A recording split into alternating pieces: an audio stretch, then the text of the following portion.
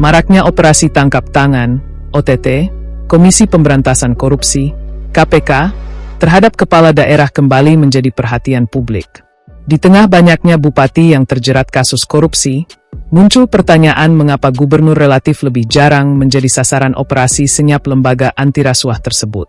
Juru bicara KPK, Budi Prasetyo, menegaskan bahwa kondisi tersebut bukan berarti praktik korupsi lebih banyak terjadi di tingkat kabupaten dibandingkan provinsi.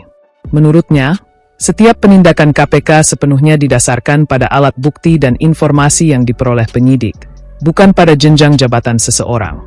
Budi menjelaskan, kewenangan seorang bupati atau wali kota bersentuhan langsung dengan berbagai perizinan, pengadaan barang dan jasa, hingga pengelolaan anggaran daerah.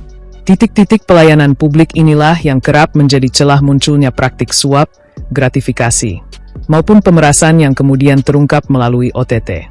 Ia juga menekankan bahwa KPK tidak pernah membedakan penanganan perkara berdasarkan jabatan.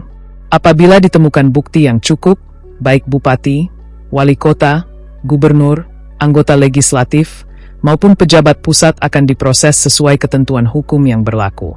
Selain faktor kewenangan, KPK kembali mengingatkan bahwa tingginya biaya politik masih menjadi salah satu pemicu korupsi kepala daerah. Budi menyebut lembaganya berulang kali menemukan keterkaitan antara biaya kontestasi politik dengan upaya mengembalikan modal setelah seseorang menduduki jabatan publik. Meski demikian, ia menegaskan bahwa biaya politik bukan satu-satunya penyebab, karena integritas individu dan lemahnya sistem pengawasan juga berperan besar. Sepanjang tahun 2026, sejumlah kepala daerah kembali terjaring OTT KPK dengan berbagai modus, mulai dari dugaan suap proyek, jual beli jabatan, pemerasan terhadap bawahan, hingga pengaturan pengadaan barang dan jasa. Pola tersebut menunjukkan bahwa korupsi di daerah masih didominasi penyalahgunaan kewenangan yang berkaitan langsung dengan pelayanan publik. KPK menilai pemberantasan korupsi tidak cukup hanya mengandalkan penindakan. Pencegahan melalui penguatan sistem pemerintahan, transparansi anggaran, digitalisasi layanan publik, serta pendidikan anti korupsi dinilai menjadi langkah penting untuk menutup ruang terjadinya penyimpangan. Di sisi lain, lembaga anti rasuah mengajak masyarakat terus berperan aktif melaporkan dugaan tindak pidana korupsi. Informasi dari publik dinilai menjadi salah satu sumber penting dalam mengungkap berbagai kasus yang terjadi di daerah. Dengan penjelasan tersebut, KPK menepis anggapan bahwa OTT lebih banyak menyasar bupati karena faktor jabatan. Lembaga anti rasuah menegaskan bahwa seluruh proses penegakan hukum dilakukan berdasarkan bukti. Sementara tingginya jumlah kepala daerah tingkat kabupaten, kota serta luasnya ruang kewenangan membuat perkara di level tersebut lebih sering terungkap. Terlalu lagi mas. Karena tadi nggak nyapa kan? Banget ya?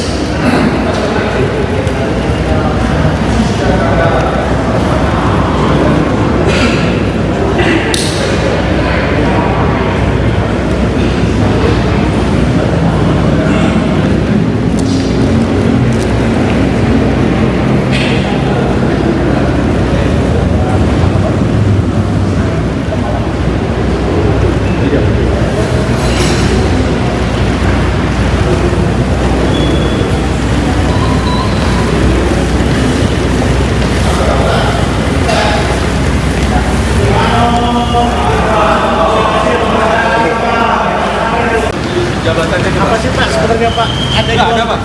Nggak ada. Proyek gimana Pak? Yang soal pembangunan jalan itu Pak? Nggak ada Pak.